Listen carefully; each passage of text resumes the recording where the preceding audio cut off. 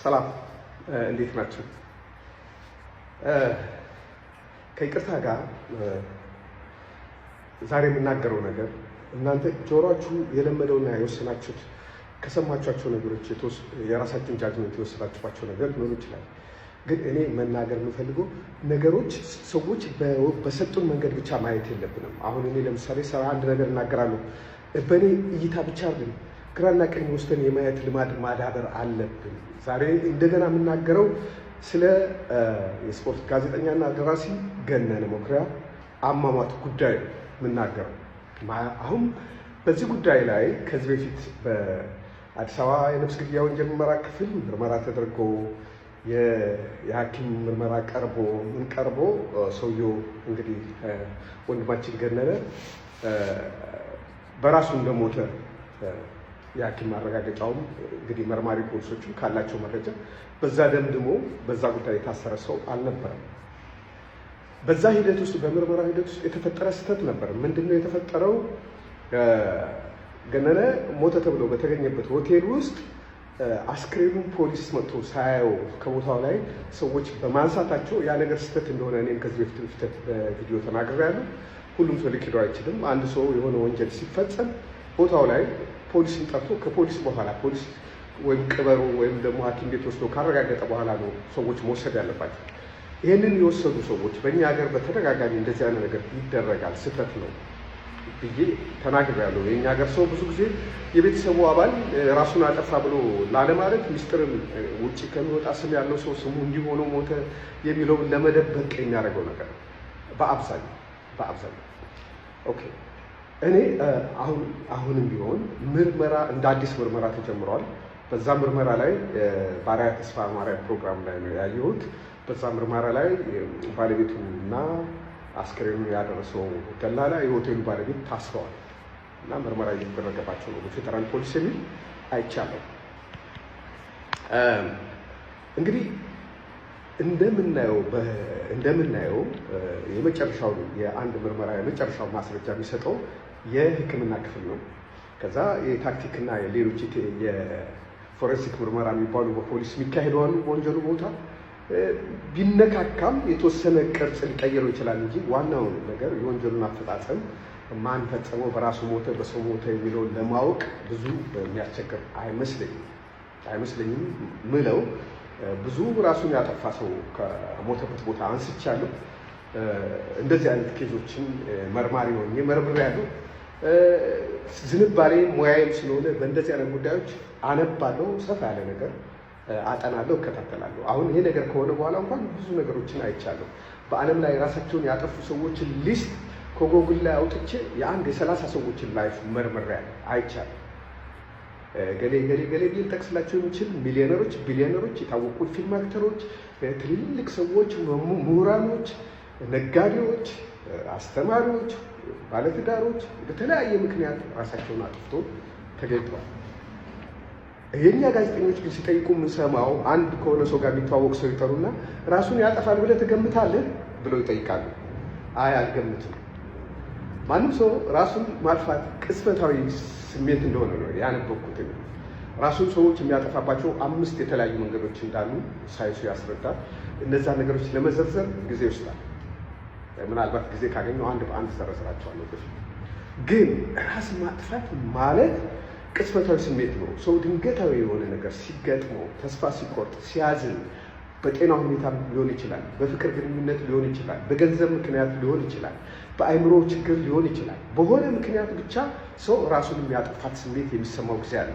ይሄ አንድ ጊዜ 2 ጊዜ ያጋጠመው በምድር ላይ ያላጋጠመው ሰው የለም ማለት ይቻላል። ራሱን አላጠፋም እንጂ ራሱን ናጥፋ እንደ የሚል ስሜት መጥቶበት የሚያውቅ ብዙ ሰው አለ። አሁን ራሱን ያጠፋል ብለህ ትገምታለህ ብለው ከሚጠይቁ ሰዎች በተጨማሪ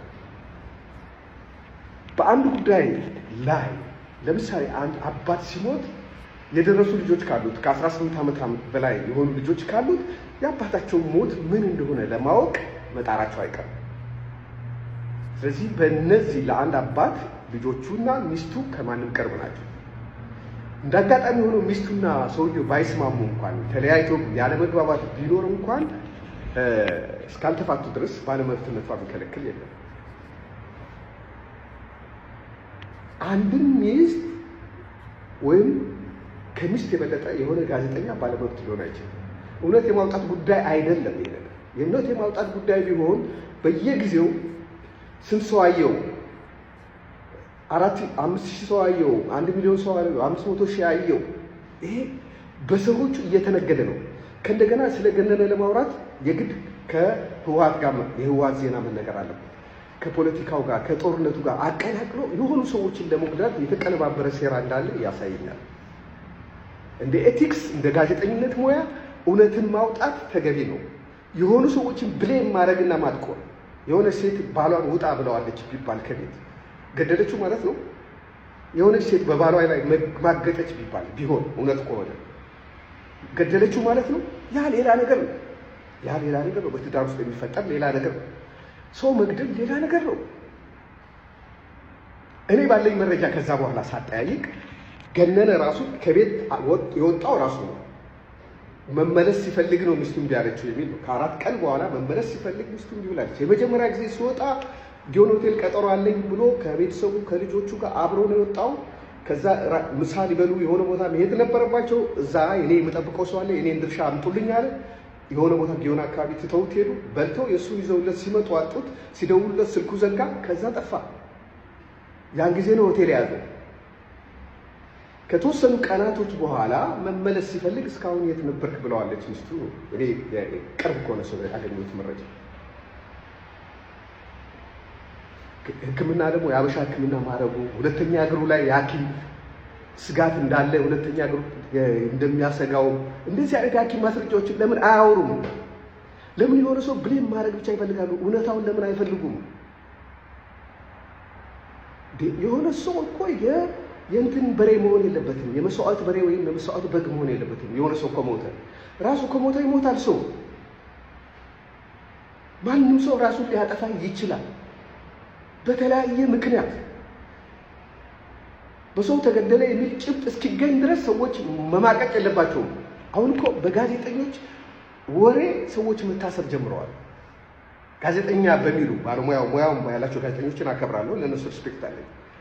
ለእንጀራ መብያ ብለው ውሸት ጀመሩ። አንዳንዶች ብዙ ማውራት ይቻል ነበር ስለ አንዳንዶቹ ከበፊት ጀምሮ ከኢህአዴግ ዘመን ጀምሮ ምን ይሉ እንደነበረ ያወሯቸው ነገሮች ስንቶቹ እውነት ሆኑ። 100 ጊዜ ውሸት ተነግሮት እንደገና የሚሰማ የኛ ህዝብ ብቻ ነው። በአንዳንዶቹ ጋዜጠኞች እነ ደብረጽዮን ስንት ጊዜ ሞቷል፣ እነ ጌታቸው ረዳ ስንት ጊዜ ሞቷል፣ ጌታቸው አሰፋ ስንት ጊዜ ሞቷል፣ ወዲም ቤቴ ስንት ጊዜ ሞቷል።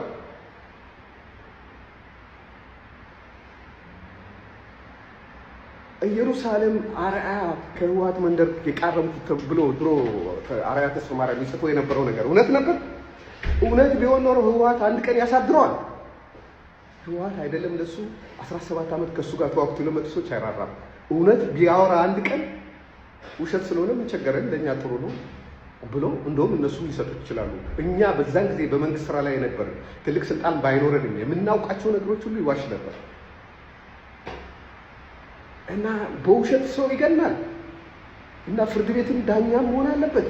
የመረመሩ ፖሊሶች፣ የመረመረው ዶክተር፣ አቃቢ ህጎች፣ ያን ነገር ያየ ህግ ባለሙያዎች ሁሉ ውሸታም፣ እሱ ግን እውነተኛ ነው። ወዴት እየሄድን ነው?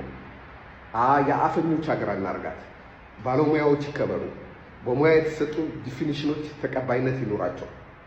አይመርመሩ አይደለም። በዚህ ምክንያት ግን ሰዎች ታስረው አይማቁ። ተገቢ አይደለም። በዚህ ሚንጫጫ ሰው አለ። እኔ ግን እውነት ነው የምናገረው። እውነት በሌላ መንገድ ኢቭን ተደርጎ ቢሆን እንኳን ማን ነው ተቆርቋሪው? የሆነ ሰው እንጀራ የሚበላበት በጋዜጣ ዩቲዩበር ምናምን እሱ በሚያወራው ነገር ሰዎች ይሄን ሴንሲቲቭ ነገር እየሰሙ እንዲከተሉት ከቀን ወደ ቀን የታሰሩ ሰዎችን መብት ለመጠበቅ እኮ ሰዎች ሲታሰሩ እኮ ጉዳያቸው እስኪታይ ድረስ ስለነሱ መወራት የለበትም። ህግ ይከለክላል።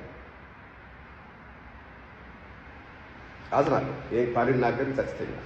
ስላዳመጣችሁ ያመሰግናለሁ።